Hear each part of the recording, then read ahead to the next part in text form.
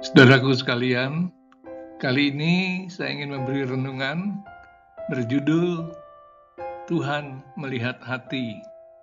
Untuk itu silakan subscribe, share, dan like renungan ini. Tuhan memberkati. Tetapi berfirmanlah Tuhan kepada Samuel, janganlah pandang parasnya atau perawakan yang tinggi, sebab aku telah menolaknya. Bukan yang dilihat manusia yang dilihat Allah. Manusia melihat apa yang di depan mata, tetapi Tuhan melihat hati. 1 Samuel 16 ayat 7. Tuhan mengutus Samuel ke keluarga Isai untuk mengurapi anak Isai menjadi raja pengganti Saul. Samuel terpesona ketika melihat wajah dan tubuh kakak-kakak Daud yang ganteng dan tinggi. Tapi Tuhan melarangnya melihat tampilan luar karena Allah menolak mereka, tapi memilih Daud.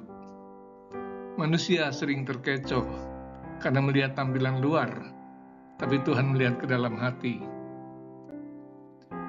Manusia sering terpesona pada tampilan luar seseorang. Banyak gadis tertipu pemuda yang tampilannya keren, kaya, bertutur kata lemah lembut, sehingga gadis itu amat mempercayai si pemuda. Namun ujungnya berakhir tragis. Setelah menyerahkan kehormatan diri, perhiasan, dan uang, wanita itu ditinggal si pemuda. Tinggallah gadis itu menyesali diri. Pada zaman Yesus, salah satu kelompok pemimpin agama Yahudi adalah kaum Farisi. Mereka adalah orang terhormat di kalangan Yahudi. Mereka memakai jubah kebesaran dengan segala pernik-pernik indah, nampak berwibawa dan suci. Mereka rajin ibadah, hafal kitab Taurat dan kitab tradisi Yahudi. Bahkan kaum ini berusaha melakukan semua aturan tersebut secara disiplin dan tepat. Mereka memberi perpuluhan dengan teliti, puasa 2 kali seminggu. Mereka amat menjaga kesucian diri, tidak mau menyentuh benda najis, tidak mau bergaul dengan orang-orang yang dianggap pendosa. Saat berjalan, mereka menyanyikan mazmur. Mereka rajin berdoa, dan berdoa di pojok jalan dan di pasar. Jika melihat penampilan mereka, kita akan terpesona. Tapi Yesus justru mengkritik mereka dan berkata, celakalah kamu, hai ahli-ahli Taurat dan orang-orang Farisi, hai kamu orang-orang munafik, sebab kamu sama seperti kuburan yang dilabur putih, yang sebelah luarnya memang bersih tampaknya, tetapi yang sebelah dalamnya penuh tulang belulang dan berbagai jenis kotoran. Matius 23 ayat 27. Mengapa Yesus menegur mereka? Bukankah mereka orang saleh yang taat beribadah? Seharusnya Tuhan menguji mereka dan menjadikan mereka teladan. Ternyata Yesus tidak melihat tampilan luar, namun tampilan dalam.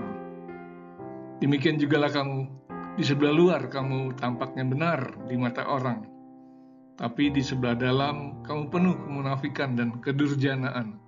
Matius 23 ayat 28.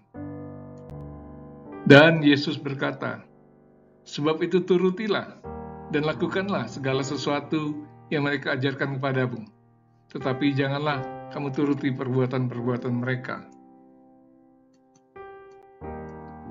Karena mereka mengajarkannya, tapi tidak melakukannya.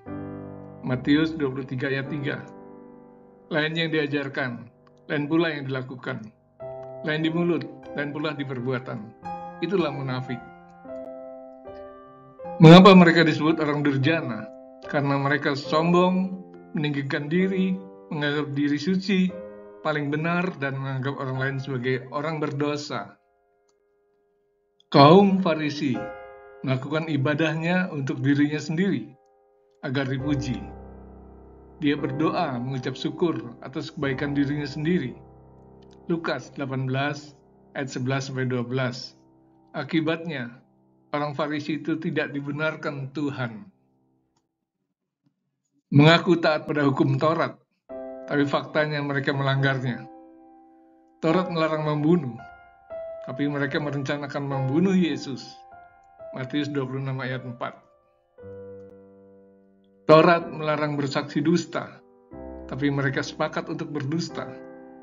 Imam-imam kepala, malah seluruh mahkamah agama mencari kesaksian palsu terhadap Yesus supaya dia dapat dihukum mati. Matius 26 ayat 59.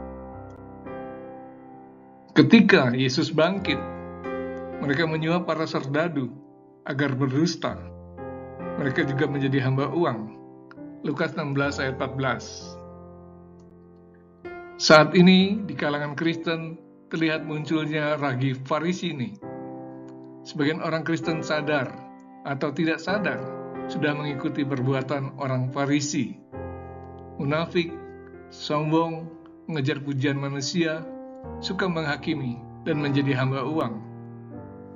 Ada beberapa aktivis yang rajin melayani merasa super hebat dan mulai memandang rendah orang lain yang tidak terlibat. Merasa diri paling benar, sehingga kalau diberi pengajaran yang benar tentang firman Tuhan, mereka tidak mau mendengarkan.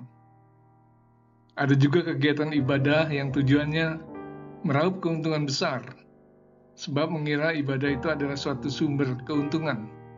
1 Timotius 6 ayat 5 bagian B. Jangan kita munafik dan berbuat durjana, tapi lakukan apa yang kita ajarkan.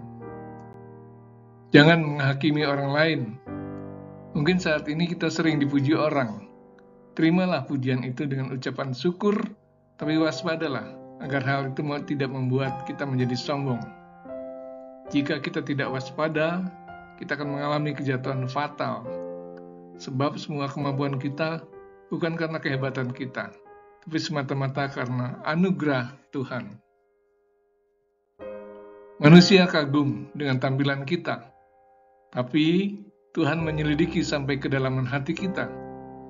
Tidak ada yang tersembunyi di hadapan Tuhan. Periksa diri, supaya sesudah memberitakan Injil kepada orang lain, jangan aku sendiri ditolak. 1 Korintus 9 ayat 27 bagian B.